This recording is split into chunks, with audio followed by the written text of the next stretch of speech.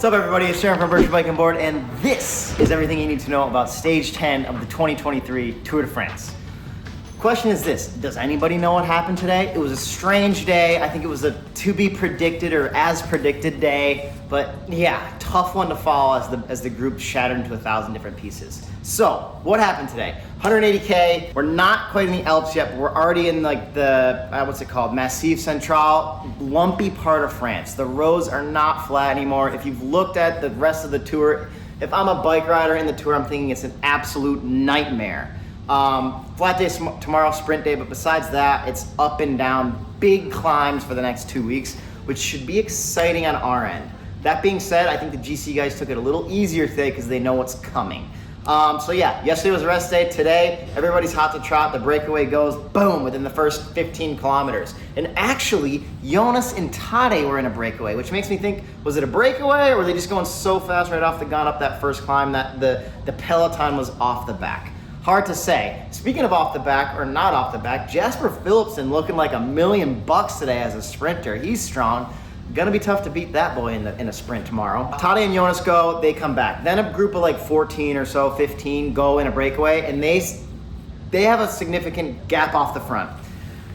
GC guys aren't chasing them because there's nobody up the road that's a threat. And when I mean a threat, I basically mean anybody who's going to be going for the yellow jersey. There was nobody within 15 minutes of the yellow jersey, so the UAE or Jumbo are not going to work that hard to chase them back. They're just going to stay together and kind of play it safe, and that's what happened. What happened was, which was exciting, is that Wout and MVP, so Wout van Aert and Mathieu van der Poel,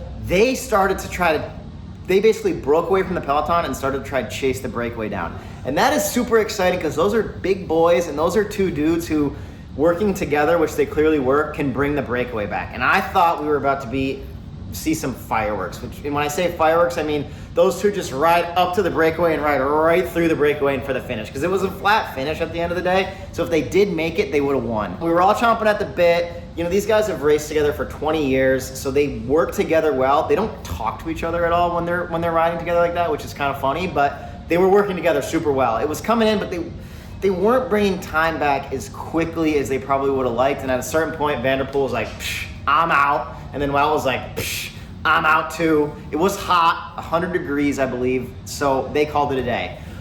From there, what happened? The breakaway came back together. There was a guy off the front from Israel Premier Tech, I believe. They caught him back, so there was like 10 or so guys left for the sprint. They started playing games, cat and mouse. You go, bring him back. No, I go, bring him back. And it was a sprint at the end. Poel Bilbao took it for Bahrain victorious. Shout out to Gino Mater, I think was his name, who passed away in the Alps a few weeks ago. He kind of shot it up for him. It was kind of a cool little tribute. Here's the struggle. I said I was going to commit to doing a recap of every single stage of the tour, and today I realized how challenging that was. The only benefit is, today I missed the entire stage, but I'm filming this at 4:30, so I was able to watch a recap and do a recap of a recap. Am I cheating? Yes. Am I telling you the truth? Yes. Bike racing is awesome. I got to go for a bike ride in like 10 minutes right now. Like I always say, round up for distance, round up for time. Tomorrow's gonna be a good one. Predictions for tomorrow. It's hard to beat against Jasper Philipsen, but God, we're missing Cavendish. We love you, Cav.